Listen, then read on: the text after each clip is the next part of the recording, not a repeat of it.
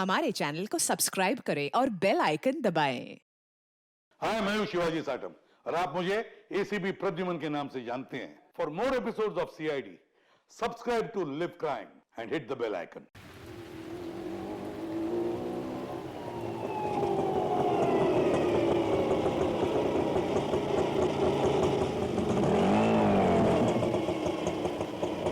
बस बस बस बस बस भैया, ऑटो यहीं रुको। मेम साहब, इस जगह पे आपका क्या काम है? ये जानना तुम्हारे लिए जरूरी नहीं है। जाओ, जहाँ रुकने के लिए बोला वहाँ वेट करो।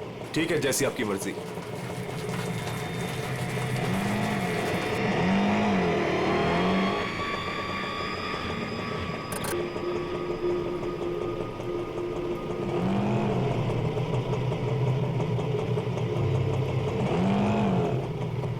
अरे तुम गए नहीं अभी तक, जाओ।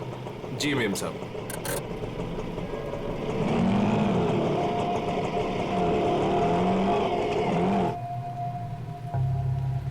हेलो विशाखा, मैं करिश्मा बोल रही हूँ। मैं एमजी रोड के यहाँ कंस्ट्रक्शन बिल्डिंग पे खड़ी हूँ।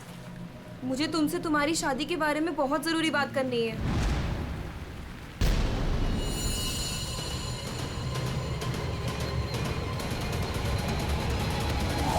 मेम साहब, मेम साहब, मेम साहब, कहाँ चली गई?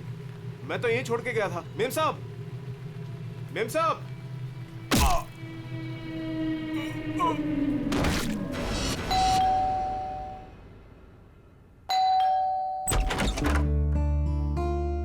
अरे आप इतनी जल्दी आ गए ऑफिस से आज? हाँ, आज काम कुछ कम था। ये लो, आते आते तुम्हारे लिए कुछ साग सब्जियां लाया हूँ और इसे फ्रीजर में रख दो। विशाखा के लिए लाया हूँ, उसे आइसक्रीम पसंद है ना। आज आपकी लाडली ये खाने वाली नहीं है। पर क्यों? आज सुबह से ही उदास है, खुद को कमरे में बंद कर रखा है और खाना भी नहीं खाया उसने। तुमने उसे कुछ कह दिया क्या? मैं क्या कहूंगी, लेकिन हाँ, आज सुबह किसी का फोन आया था।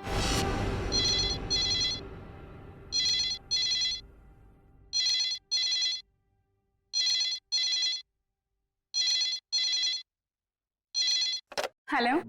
हेलो, विशाखा बोल रही हो? जी हाँ, विशाखा बोल रही हूँ। देखो, मुझे तुमसे बहुत ज़रूरी बात करनी है। ये बात तुम्हारी शादी के बारे में है। शादी? कौन सी शादी? मुझे इस बारे में कोई बात नहीं करनी है। प्लीज मुझे दोबारा कॉल मत कीजिए।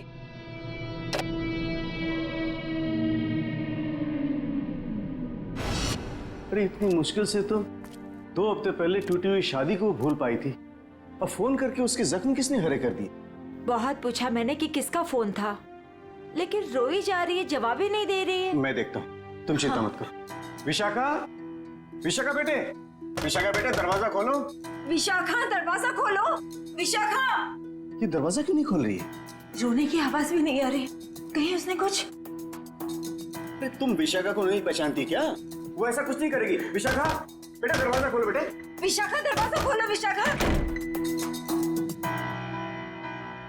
विशाखा?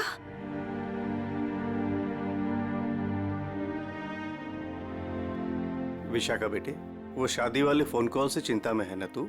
हाँ पापा, काश मैंने उस गलत लड़के से शादी की जिद न की होती। मेरी वजह से आप लोगों को कितना अपमान सहना पड़ा। अरे नहीं बेटी, ऐसा कुछ नहीं है। उस लड़की के साथ तेरी शादी नहीं हुई, ये तो बड़ी अच्छी बात है। उस परिवार से तू बच गई बेटे। हाँ। और फिर हमारे इस लाडो के लिए इस शहर में कोई लड़की की कमी है क्या? हाँ? और क्या, हमारी विशाखा है इतनी प्यारी कि कोई भी लड़का इसे देखते ही पसंद कर लेगा। नहीं माँ, इस बार अपनी पसंद पे भरोसा करके मैं कोई गलती नहीं करना चाहती। आप लोगों की पसंद पे ही मेरी मंजूरी है। अरे हाँ सरिता, कल ठीक 3 बजे लड़के वाले विशाखा को देखने आ रहे हैं, तुम तैयार रहना। आपने पहले क्यों नहीं बताया? ओहो श्रीमती जी, तो अब तो बता दिया ना। हाँ? पापा, मुझे भगाने की बहुत जल्दी है ना आपको? भाई क्यों नहीं, अब इसकी शादी हो जाएगी तो इस कमरे को मैं अपना स्टडी रूम बना लूंगा।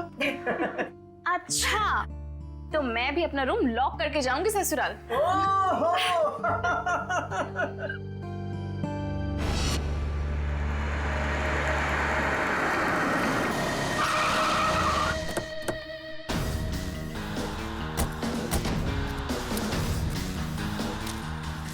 भाई साहब, मैं यहाँ का बचपन, मैंने ही आपको फोन किया था। लाश कहाँ पर है? जी उस तरफ।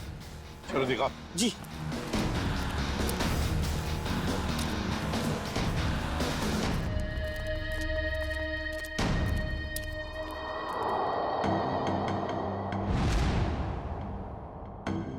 ये ईंटें निकालो।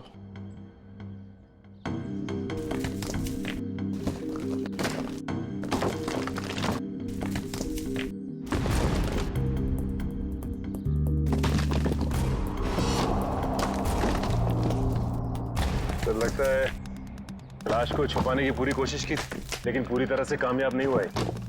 हाँ, छुपाने की तो बहुत कोशिश की है, मगर जरूर कुछ ना कुछ तो भूल गया है वो। कोई ना कोई सुराग तो हमें जरूर मिलेगा। वैसे लाश ज्यादा पुरानी नहीं दिख रही है। एक काम करो, बाहर निकालो इसे। सामने से सीधे चाकू घोंप दिया सीने में। हाँ सर, देख के लगता है कि इसे चीखने चिल्लाने का मौका ही नहीं मिला। इसके सिर के पीछे भी चोट है। लगता है जिसने भी ये किया है ना, शायद पीछे से आकर इस रिक्शा वाले के सिर पर पीछे से हमला किया, वार किया। ये बेचारा मुड़ गया हमलावर को देखने के लिए, तो सामने से चाकू घोंप दिया।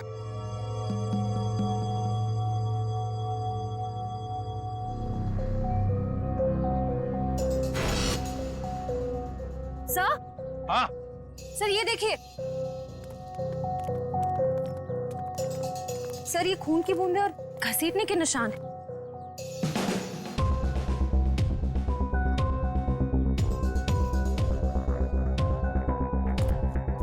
ये देखो, लगता है जिसने भी ये किया है, इस रिक्शा वाले को यहां से घसीट कर वो लेकर गया वहां ईंटों में छुपाने के लिए। वो क्या है?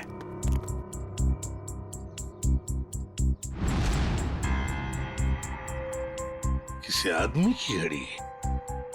अरे ये तो काफी महंगी घड़ी है। शायद रिक्शा वाले की होगी। नहीं फ्रेडी, ये इस रिक्शा वाले की घड़ी नहीं लगती। इतनी महंगी घड़ी है ये, 1,00,000-1.5 लाख की तो घड़ी है ये। तो फिर सर शायद उसी की होगी जिसने रिक्शा वाले को मारा है। वो तो ये भी सकता है कि घड़ी उस आदमी की हो जो ऑटो में बैठा था। इतनी कीमती घड़ी पहनने वाला आदमी रिक्शा में नहीं जाएगा, मुझे नहीं लगता। देखो और भी कोई सुराग मिलना चाहिए। देखो जरा आसपास।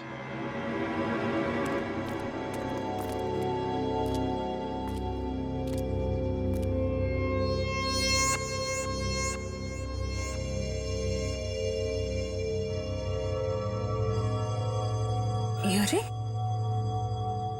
सर, कुछ मिला? हाँ सर, किसी लड़की की ये डायमंड इयररिंग मिली है, यहाँ नीचे गिरी हुई थी। इयररिंग? इसका तो एक ही मतलब हो सकता है, जब ये हादसा हुआ तब कोई लड़की यहाँ पर मौजूद थी। तो खून लड़की ने किया? सचिन, पता नहीं खून किसने किया, लड़की ने या और किसी ने, लेकिन एक बात तो जरूर है कि ये लड़की उस रिक्शा वाले के साथ मौजूद थी। सर हो सकता है ये लड़की उस ऑटो वाले की सवारी थी। लेकिन लड़की यहाँ ऐसी जगह क्या करने आई थी? कुछ ना कुछ तो और ही चक्कर है। जो भी हो, उस हादसे में जरूर हाथापाई हुई होगी, जिसकी वजह से वहां पर वो घड़ी मिली और अब ये ईयररिंग। ये केस तो बहुत पेचीदा हो गया। इतने सारे सवाल लेकिन जवाब इतने कम। सारे सवालों का जवाब इसी बिल्डिंग में है। इस बिल्डिंग को अच्छी तरह से छान मारते। Let's go.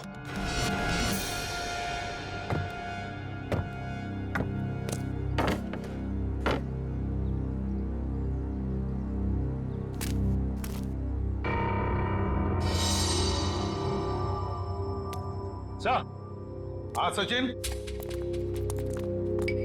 क्या हुआ? ये देखिए सीढ़ियों पे खून की बूंदें। हाँ, ये देखो। सर ये तो बहुत ही अजीब बात है, लाश वहां पर और खून की बूंदें यहाँ। मुझे तो कुछ और ही आ रहा है दिमाग में। कहीं और एक लाश तो नहीं इस बिल्डिंग में? ऊपर चलकर देखते हैं, देखते ये खून के धब्बे कहां तक है।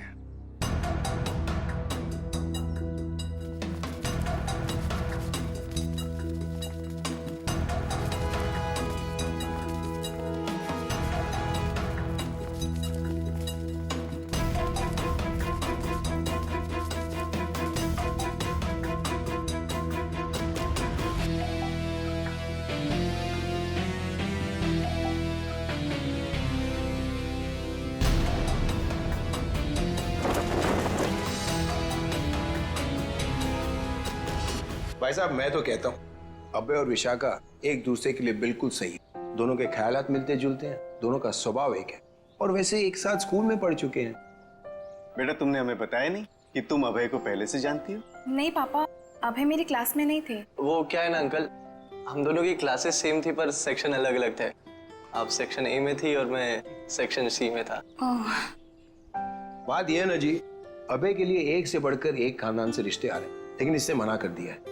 स्कूल के वक्त से ही आपकी बेटी से प्यार करता है, लेकिन कह नहीं पाया, इसलिए आज मुझे आना पड़ा कहने के लिए। पापा प्लीज, आप मुझे एम्बैरेस कर रहे हैं। नैना और अनुष्का कैसे हैं? स्कूल टाइम से तुम्हारे बेस्ट फ्रेंड हुआ करते थे वो लोग। हाँ, नैना भी बेंगलोर में जॉब कर रही है और अनुष्का की रिसेंटली शादी हो गई है मसूरी में। सुना है बहुत ही खूबसूरत जगह है वो। जी। वैसे तो साउथ अफ्रीका भी बहुत ही सुंदर जगह है। 25 साल पहले हमने हमारे हीरो का बिजनेस वहां शुरू किया था और आज यहाँ तक ले आए उसे। आप लोग बैठिए, मैं आप लोगों के लिए चाय वगैरह लेकर आती हूँ। आप लोग बैठिए, हम आते हैं।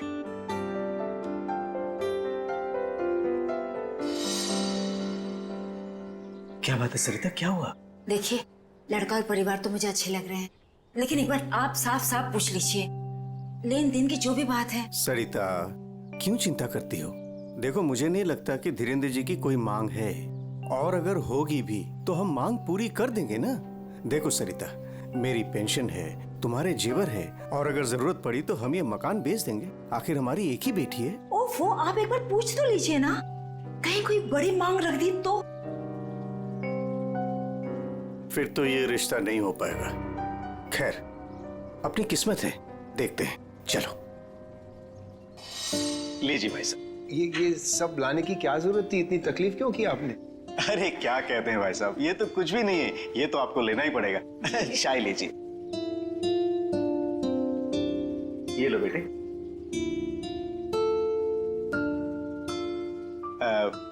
भाई साहब अगर आप बुरा न माने तो कुछ देर हम लोग बाहर चल के आपस में बात कर लेते हैं। अरे इतने में बच्चे भी एक दूसरे से बात कर लेंगे। अरे ये तो बहुत अच्छी बात है, चलिए।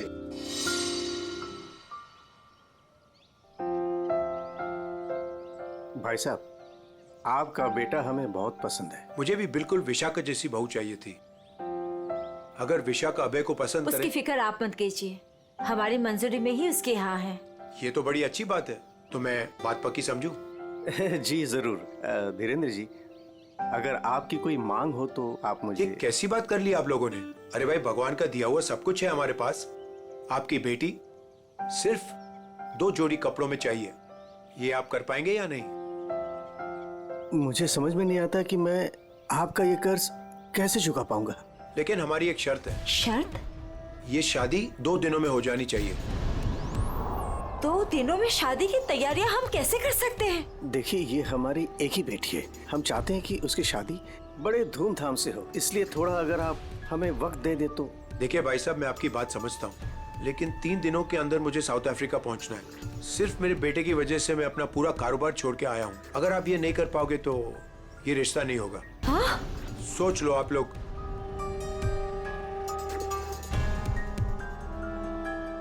ठीक है भाई साहब, ये शादी परसों ही होगी। ये तो बहुत अच्छी बात है, मुबारक हो। देखिए, आप शादी की तैयारियां कीजिए, पैसे की चिंता न कीजिए, वो हम करेंगे। जी।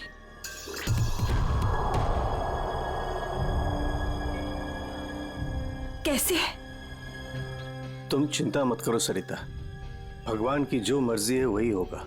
चलो शादी की तैयारी करते हैं।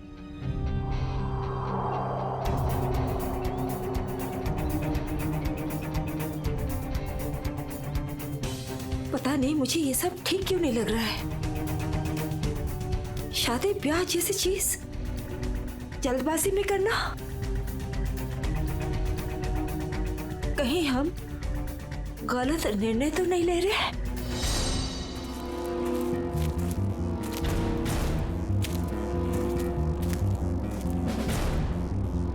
सर, इस लड़की का चेहरा तो पूरी तरह से बिगड़ चुका है, इसकी पहचान करना बहुत मुश्किल होगा।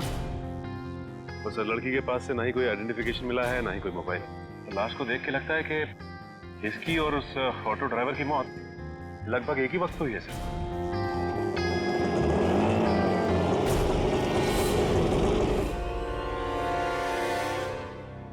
सर, ये लावारिश रिक्शा यहाँ से थोड़ी दूर पे खड़ी हुई थी, लोगों ने मुझे बताया। और सर, ये रहे रिक्शा के पेपर्स। वो लाश इसी रिक्शा ड्राइवर की थी, चमन नाम था उसका। और सर, ये फोटो भी लगी उसकी। हाँ, चमन खुद मालिक था इस रिक्शा का। और कुछ मिला? हाँ सर, मोबाइल मिला है सर, लेकिन सर बैटरी डाउन है इसकी। ठीक है, कोई बात नहीं, इसमें से हमें बहुत कुछ इंफॉर्मेशन मिल सकती है।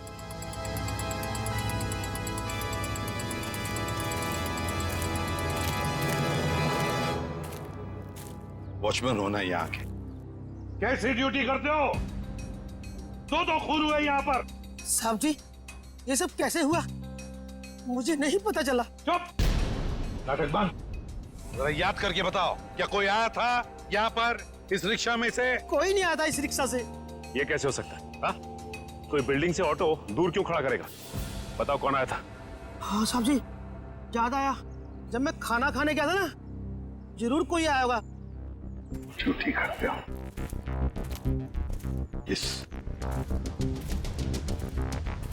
इस चमन की पूरी कुंडली निकालो।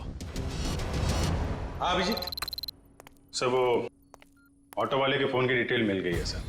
ये 11 बजे के करीब ममता नगर से निकला और 11:30 बजे जेल स्टेशन पे पहुंच गया। ये MG road under construction building पे कब पहुंचा? सर 12:30 बजे।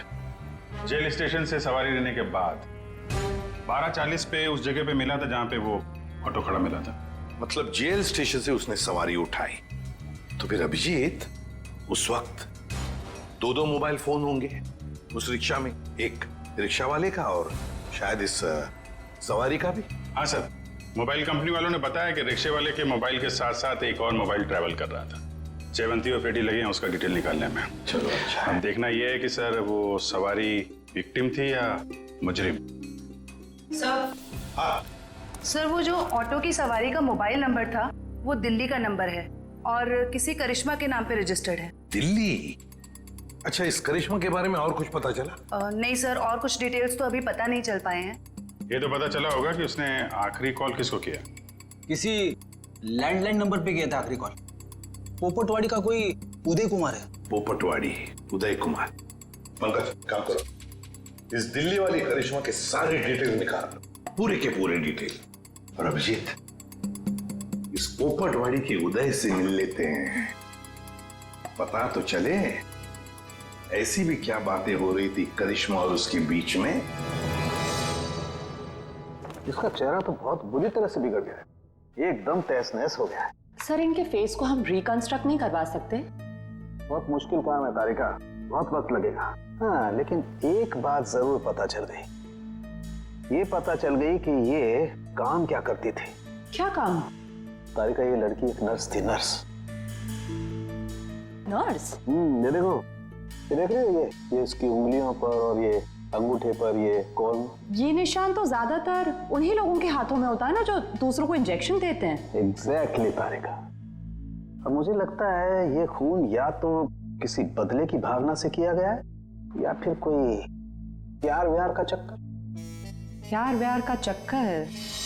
तुमको ऐसा लगता है तो तुम फोरेंसिक आते ही क्यों? तुम अब से मत आया करो हमारे लैब में प्लीज। हाँ, अरे ये क्या? हाँ। और अभिजीत, तुम्हारे और मेरे बीच में जो भी था ना, वो खत्म। प्यार का चक्कर। सर, यहाँ पे तो शादी की तैयारियां चल रही है, पूछताछ कैसे करेंगे? वही तो, लेकिन एक बात याद रखना, ऐसे माहौल में जरा समझदारी से काम लेते हैं, किसी को ठेस नहीं पहुंचनी चाहिए, है ना? अरे आइए आइए, आप लोग लड़के वालों की तरफ से? देखिए, हम लोग मेहमान नहीं हैं, हम लोग सीआईडी से आए हैं। सीआईडी? यहाँ सब कुछ ठीक तो है ना? देखिए, आप फिक्र मत कीजिए, हमें पता है आपके घर में शादी का रस्म चल रहा है, लेकिन देखिए बात कुछ ज्यादा नहीं है, सिर्फ 2 मिनट की बात है। एक बात बताइए, कल लैंडलाइन पे कोई अनजान फोन आया था? हाँ, मेरी बेटी विशाखा ने फोन उठाया था। जरा बुलाइए ना विशाखा को। विशाखा बेटी, 1 मिनट इधर आना। हाँ जी, 1 मिनट। जी पापा। बेटे ये हाय विशाखा, शादी मुबारक हो। Thank you. हम सीआईडी से हैं, मैं इंस्पेक्टर श्रेया।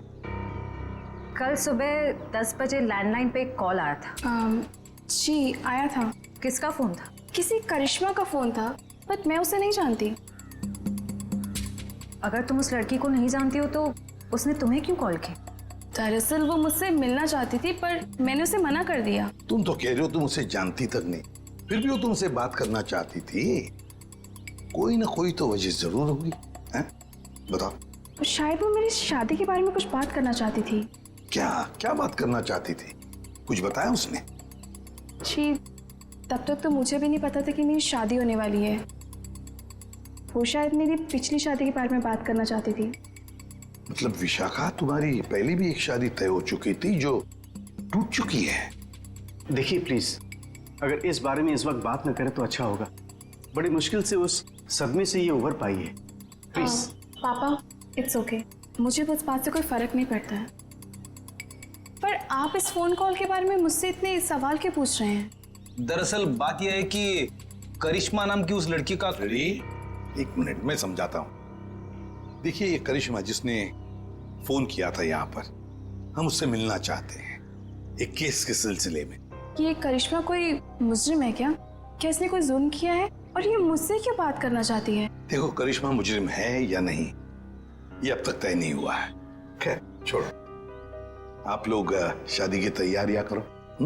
और विशाखा, हम सब की तरफ से शादी मुबारक हो। Thank you.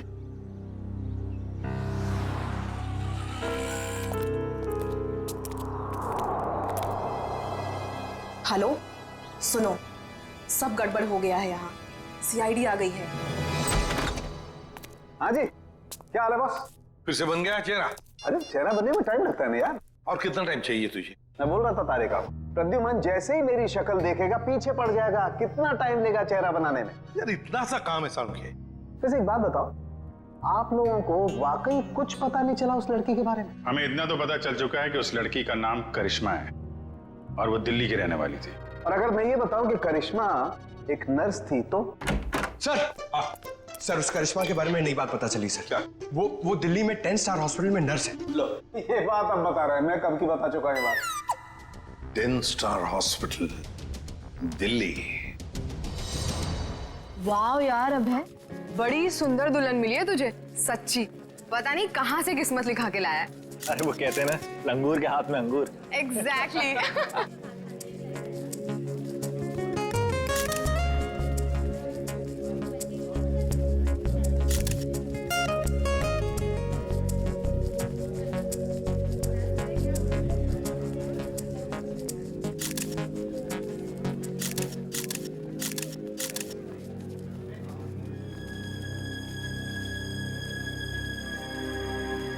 उदय जी आप रो रहे हो? सब ठीक तो है ना? ये तो खुशी के आंसू हैं। आज अपने बेटी को दुल्हन बना जो देख पा रहा हूं मैं, इसलिए। आपसे कुछ बात करनी थी। हाँ हाँ तो कहिए ना। यहाँ कहना ठीक नहीं होगा, जरा अंदर चलिए ना। क्यों, हमसे शादी में कुछ कमी रहेगी क्या? नहीं नहीं नहीं नहीं, वो सब ठीक है, A1। देखिए सारे मेहमान आ रहे हैं, अगर हम यहाँ से चले गए तो कुछ परेशानी हो जाएगी। फेरे हो जाए, उसके बाद दोनों बैठ करके बातें करते हैं। देखिए मेहमानों को छोड़िए, आप अंदर चलिए, वरना ये शादी नहीं होगी।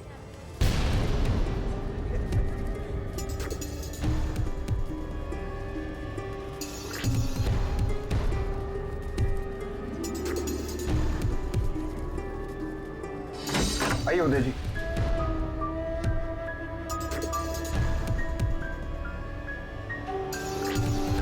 धीरेन्द्र जी बात क्या है आप बताइए ना।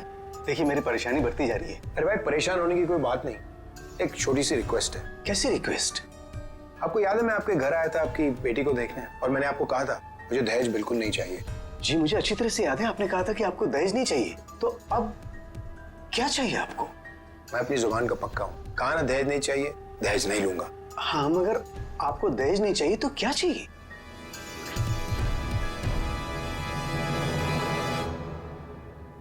किडनी किडनी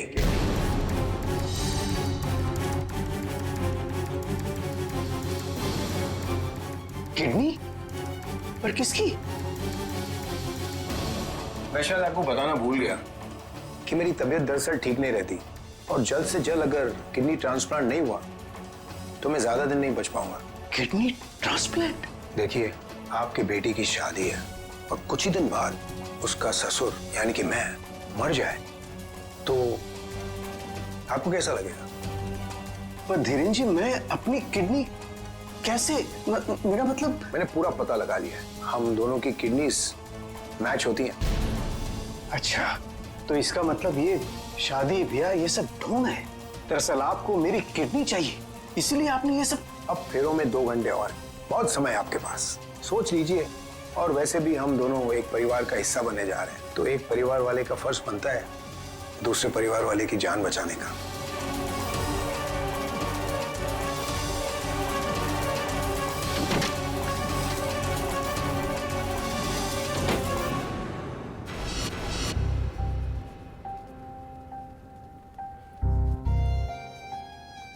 आपको दहेज नहीं चाहिए तो क्या चाहिए? Kidney kidney kidney.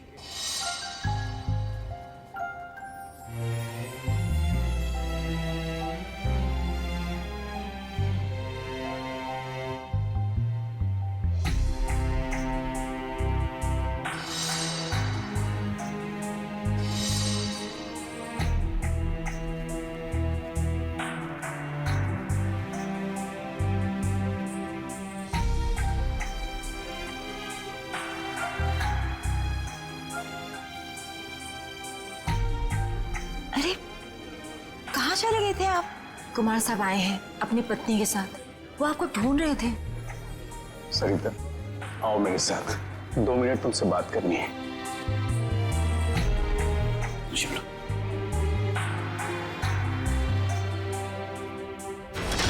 आओ सरिता। क्या हुआ, मुझे बताएंगे भी? सरिता, दरवाजा बंद कर दो, बताता हूं।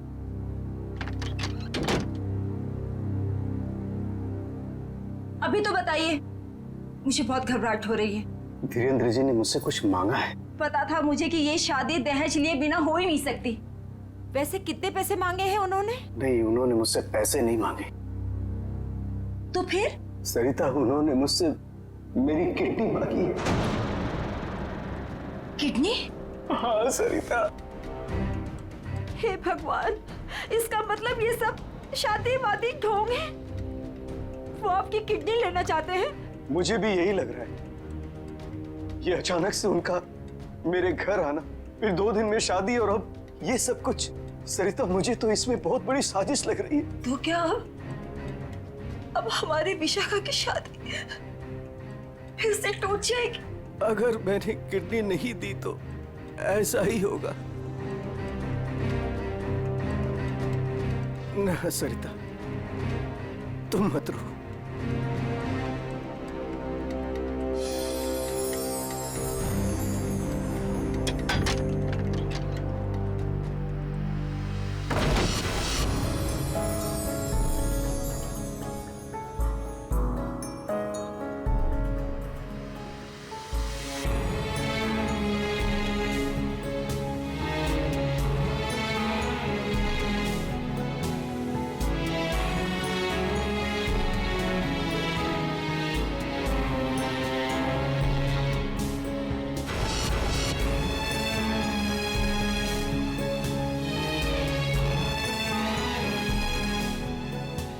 सारे मेहमान आ चुके हैं और अगर इस बार भी हमारी विशाखा की शादी नहीं हुई तो वो पूरी तरह टूट जाएगी। एक जख्म तो वो पहले ही खा चुकी है, लेकिन अब दोबारा वो बर्दाश्त नहीं कर पाएगी। मैं जानता हूं सरिता, तुम ठीक कह रही हो, इसलिए मैंने सोच लिया है, मैं अपनी किडनी दूंगा। हाँ सरिता। नहीं, अगर आपने किडनी दे दी तो आपका क्या होगा? मुझे कुछ नहीं होगा सरिता। और वैसे भी इंसान के शरीर में 2 किडनियां होती है जिससे उसका शरीर चलता है, लेकिन फिर भी इंसान एक किडनी के सहारे जी सकता है। मुझे ये सब कुछ ठीक नहीं लग रहा है। अगर कुछ ऊंच नीच हो गई तो मैं आपको खोना नहीं चाहती हूँ। नहीं सरिता, मुझे कुछ नहीं होगा। और अगर मुझे कुछ हो भी गया तो कम से कम मेरी आत्मा को ये सोचकर संतुष्टि तो मिलेगी ना कि मैंने अपनी बच्ची की खातिर उसके पैदाइश से लेकर के उसकी शादी तक सब कुछ किया। प्लीज।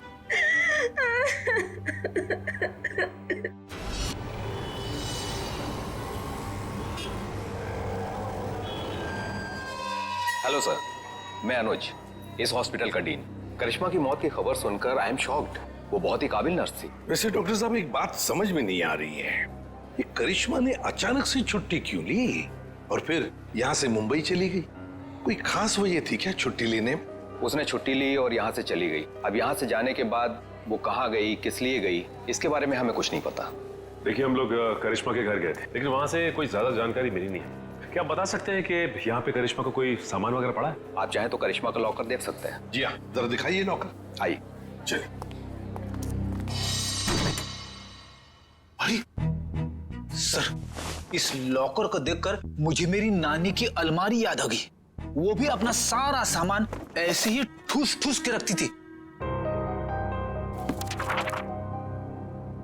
सर, ये तो किसी मरीज की मेडिकल रिपोर्ट है। किसकी फाइल है ये? दे उदय कुमार। उदय? विशाखा के पिताजी उदय कुमार? कमाल है, इस फाइल को तो हॉस्पिटल के रिकॉर्ड रूम में होना चाहिए। ये करिश्मा के लॉकर में कैसे? मतलब ये करिश्मा उदय जी और उसके परिवार वालों को जानती थी? वो परिवार वाले तो बता रहे थे कि वो करिश्मा को जानते ही नहीं। जरा बताइए, किस चीज का इलाज चल रहा था उदय का?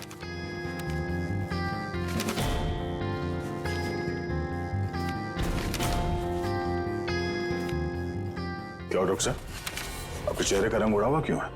उदय जी को फूड पॉइजनिंग थी और उनके सारे टेस्ट किडनी के करवाए गए हैं। क्या? यार ये क्या चक्कर है? नहीं दया, कुछ न कुछ तो गड़बड़ जरूर है, कुछ न कुछ तो गड़बड़ है। अच्छा डॉक्टर साहब, इस करिश्मा का बर्ताव कुछ अजीब लगा आपको? मतलब कुछ गड़बड़ लगा आपको कभी? नहीं, ऐसा तो कुछ भी नहीं लगा। सर, ये देखिए। माय गॉड, तो ये बात है। क्या बात है उदय? अरे डॉक्टर चंद्रप्रकाश, आओ बैठो बैठो। ये अचानक क्या बात करना चाहते हो तुम मुझसे? और भाभी जी क्यों रो रही हैं? शादी में कोई मदद वगैरह चाहिए?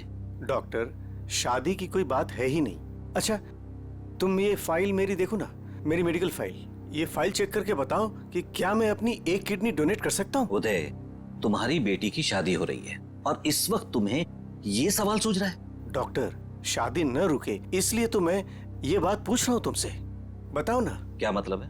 मतलब मैं बाद में तुम्हें समझाऊंगा। तुम पहले मुझे ये बताओ कि मैं एक किडनी के सहारे जी सकता हूँ या नहीं। बताओ डॉक्टर, मुझे प्लीज बताओ ना।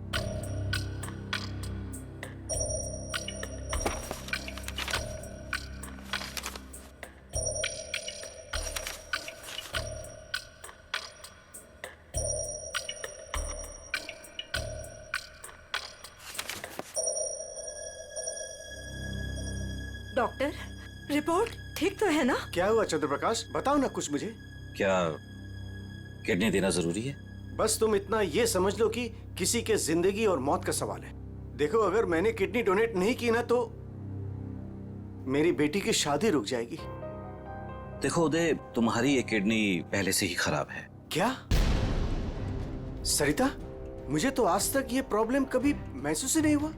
कैसे किडनी फेलियर हो सकता है? क्योंकि उदय, तुम्हारी बॉडी दूसरी किडनी से फंक्शन कर रही है। आई एम सॉरी, अगर तुमने ये दूसरी किडनी भी डोनेट कर दी तो क्या? तो तुम्हारा बचना नामुमकिन है। किडनी डोनेट करने के लिए तुम मेडिकली फिट नहीं हो। देखो, ऐसा मत कहो डॉक्टर, मुझे ये किडनी दान करनी ही पड़ेगी किसी भी हालत में। डॉक्टर प्लीज जरा चेक करके बताओ, कोई तो रास्ता निकालो। देखो उदय, फाइनल डिसीजन मैं नई रिपोर्ट के आने के बाद ही दे पाऊंगा, लेकिन इस रिपोर्ट के मुताबिक किडनी डोनेट करना मतलब मौत को दावत देने जैसा है।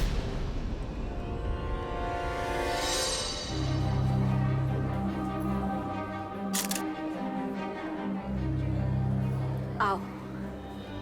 क्या हुआ माँ? आप परेशान लग रही हैं? नहीं, ऐसी कोई बात नहीं, फेरे का समय हो गया है, आओ।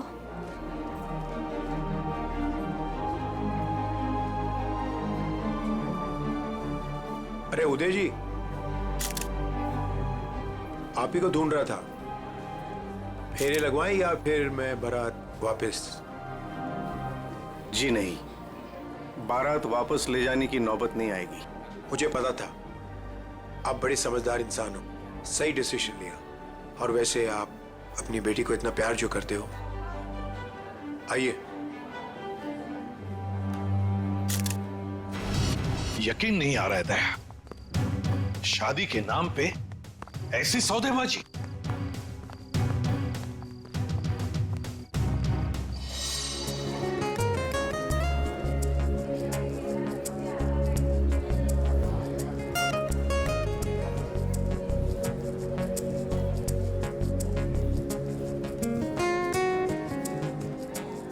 रुक जाइए। सरिता जी, उदय जी कहाँ है? वो तो यही। कहाँ है उदय जी? यही तो थे, कहाँ चले गए? आप लोग यहाँ फिर से, क्या हुआ? हमारा उदय जी से बात करना बहुत जरूरी है, जरा बुलाइए उन्हें।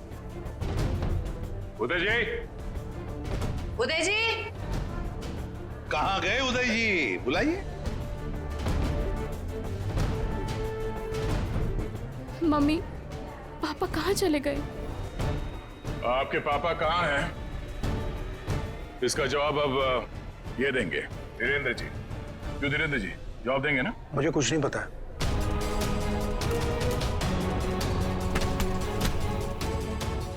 नहीं पता तो सड़क कहाँ रहे आप? हाँ? सर, मैंने कुछ नहीं किया सर, मैं तो इनका असली बेटा भी नहीं हूँ सर।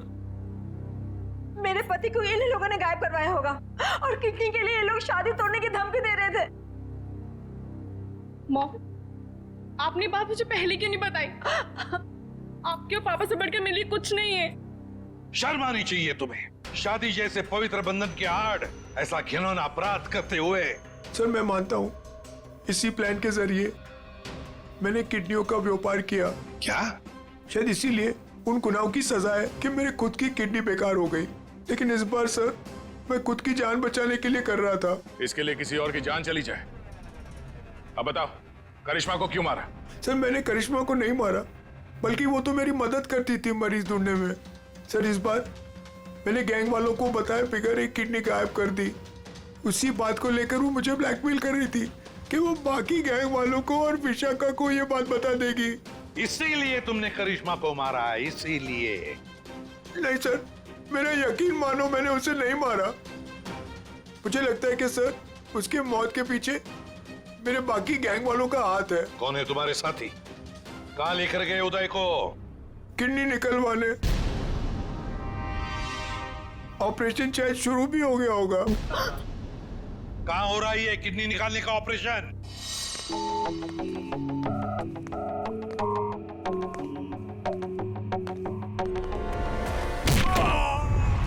कौन है वहां? कौन है?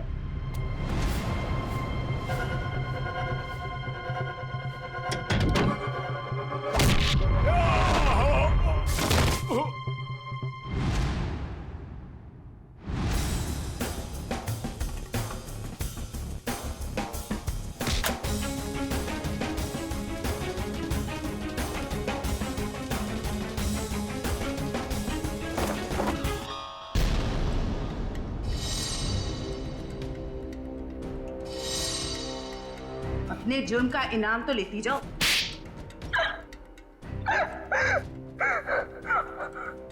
ये सारा षड्यंत्र हमने सिर्फ लोगों की किडनियां हथियाने के लिए किया है। ये सब पता है हमें। ये बताओ, करिश्मा को क्यों मारा तुम?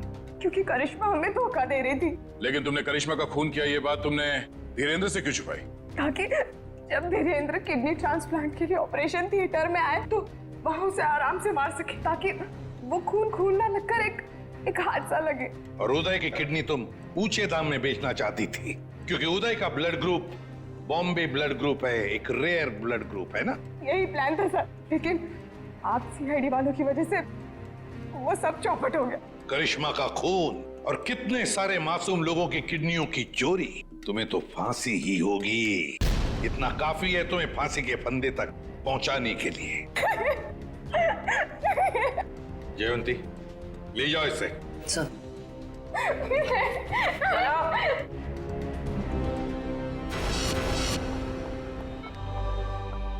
कैसे आप?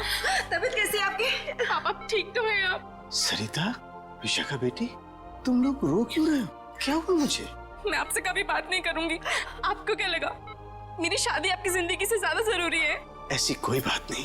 दरअसल मैं और सरिता, हम तो सिर्फ तुम्हारी खुशी चाहते हैं बेटे। मेरी खुशी आपसे है, आपसे है। माना बाकी लड़कियों की तरह मेरा भी सपना है कि मेरा भी एक अच्छा पति हो, लेकिन वो पति मुझे अपने पिता की कीमत पर बिल्कुल नहीं चाहिए। देखा उदय जी, आपकी बेटी विशाखा कितनी समझदार है, सियानी है और सही बोल रही है। एक बात हमेशा ध्यान में रखना, बेटी घर का सम्मान होती है, सुख होती है, खुशी होती है, और उसके हाथ पीले करना तो सौभाग्य की बात होती है। लेकिन उसके लिए माता पिता को अपनी जान दांव पर लगाने की कोई जरूरत नहीं। एसीपी साहब, मैं आपसे वादा करता हूं, चाहे कुछ भी हो जाए, मगर मैं इंतजार करूंगा। अब की बार मैं अपनी बेटी का हाथ सिर्फ उसी को दूंगा जो इसके लायक हो। आप सबका बहुत बहुत शुक्रिया बेटी। Thank you very much.